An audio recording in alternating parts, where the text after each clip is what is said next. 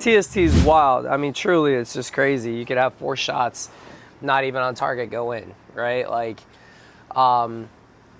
there's a level of unpredictability that you can't really game plan for, but the composure, the trust, the belief, the will, the fight, all the little things that we call it dominoes. I mean, if you do this, it leads to this and this and this and this and this and this, and it's either a positive trend or it's a negative trend. You start playing selfish, you start playing tired, you start trying to do like your own thing to problem solve, and that just creates more and more issues for the team as a whole when it's small-sided, because there's all the mistakes compound so much. So I didn't anticipate that last year. I certainly don't anticipate that again this year, but if it happens, we know we've been there before. That's been a test for us, and we've come through flying colors. I would expect us to, of course, make some mistakes. Of course, do some low percentage things in the first couple of games, but I think this group as a whole will really dial in a lot sooner than last year's, just because of, one, the experience, two, the personnel that we actually have, the mindset that they have, the abilities that they have, the style that they like to play. I don't see that happening this year. Maybe I'm wrong, you never know. Plátano, qué placer tenerte aquí. Obviamente sabíamos que teníamos que traer un portero de gran calidad y estoy muy contento que estás haciendo parte de ese grupo. ¿Cómo te sientes? ¿Cómo fue el viaje? No, pues antes que nada muy agradecido porque me contemplaron para estar aquí con ustedes, para City Soccer. La verdad que es un privilegio poder jugar el TST y pertenecer a este equipo. Mis compañeros me han recibido muy bien, ya se conocían y creo que me han recibido muy bien en el grupo, y contento y feliz, y creo que el grupo está para grandes cosas. No, tengo muchos amigos en México, todos los mexicanos que juegan allá foot, juegan el TST, la mayoría de mis amigos lo juegan. Yo no había tenido la oportunidad por tiempos, por compromisos de jugarlo, pero ahora estoy muy contento. La verdad que era un sueño, porque creo que es el mundial de 7 contra 7 más importante del mundo, podría atreverme a decirlo, y estoy muy contento de poder pertenecer a un equipo y poder jugarlo. Conocí a Mati, a los dos Matis, que son los que me hacen la invitación de la Kings, allá en México, y me invita y me dice que va a ser un equipazo, que venga, que me la voy a pasar muy bien, que está para grandes cosas el equipo. Vengo y me doy cuenta que sí, que el equipo es un equipazo, tanto para meter como en calidad, y sobre todo calidad humana. Creo que eso es lo importante. El equipo que se formó luce para grandes cosas, y estamos preparándonos todavía hay unos 2-3 días de entrenamiento, y hemos hecho una gran semana allá en Miami de preparación, y creo que estamos para grandes cosas. Plátano, gracias y suerte. No, gracias a ti.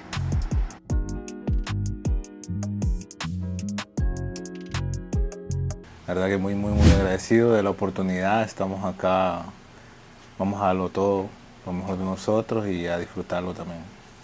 ¿Sabías que ibas a venir? ¿Tenías alguna idea o fue algo así de cómo te lo pasaron la información que ibas a ser parte del TST?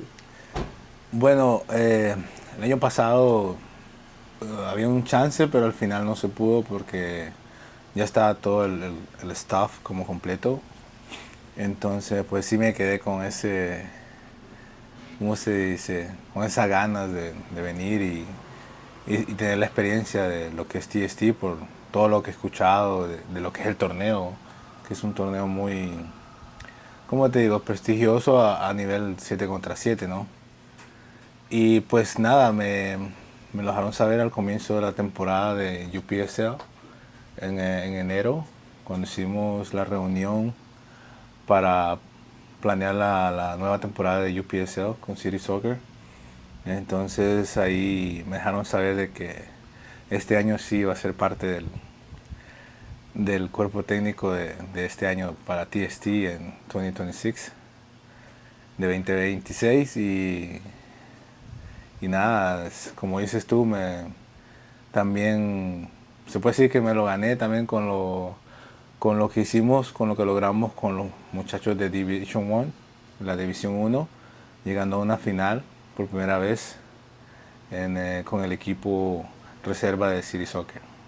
Más que merecido, y suerte, hermano. Gracias hermanito.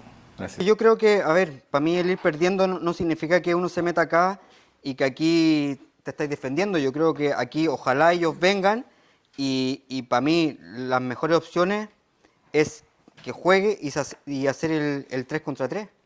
Pero aquí, largo, yo creo que no es tan fácil, güey. No es tan fácil. Teniendo el otro lado bueno y muy bueno, que te puedes limpiar en el control, yo creo que peligramos mucho, creo yo. Entonces, para nosotros, creo yo, hacernos fuerte como equipo es aquí. Aquí. Y ustedes con aire aquí, que son para mí los que ganan partido, hermano. Los que les toque estando acá. Con aire. Movimientos, como lo hablamos con el Mati, medios pasivos y en algún momento juega y ahí ya no es pasivo. Y ahí se empareja. Did you see that car when we packed this shit up? I helped you pack it. Yeah, bro. And then We had, it's 4 you know, in I the said morning. no check. Don't worry about the check bag. Everybody brought a check bag. Everyone. There were Every 20 one of them. bags in that car. There were 20 bags in the car. In the morning, where we had to reposition the bags that were in the car, right? It's all packed up. Yeah. And it's pitch black. It's 4 o'clock in the morning. We're ready to go. And she's like, hey, I can't put my seat back. So I'm like, what do you mean? She's like, can we move some stuff around in the back? And it's pitch black outside. Pitch black. So I'm out here playing Tetris in the back of In the this pitch van. black, But you know what? We trying made to it move work. 14 very heavy, definitely over 50-pound bags. I do look like a lobster. We had a good beach day, solid beach day. But honestly, other than it being hot, it was awesome. I mean, we got to hang out at the girls' place, the City Girl Mansion that they had out there. That shit was wild. Did film out there a couple of days, and we cooked dinner for the girls on what was that, Monday? Mm-hmm. On Monday we cooked dinner for the girls. Was it Tuesday that you had filmed? Tuesday. It was Tuesday you did film. Oh yeah, you're right. Yeah. Tuesday night. Yeah. We had off, but we had movie night, and it was just the story of the team last year. Huh? What'd you cook for them? I made, man. Off. Yeah. You had bolognese. Yeah, You I had- made bolognese. I made cacio e pepe. You get down in the kitchen. Chicken, yeah, a whole lot of chicken. Not enough chicken, but a whole lot. I cooked like 18 pounds of chicken, and these girls ran through it fast as hell. I love it, man. It was fun. We in college, Where'd you play at in college? USC Aiken, South Carolina That's right, we did Aiken. talk about this. Yeah. South Carolina. And our coach would make. Conference. Yep, beach belt. Tallest average player in all of America was in there. Average defender was like 5'11", just big boys.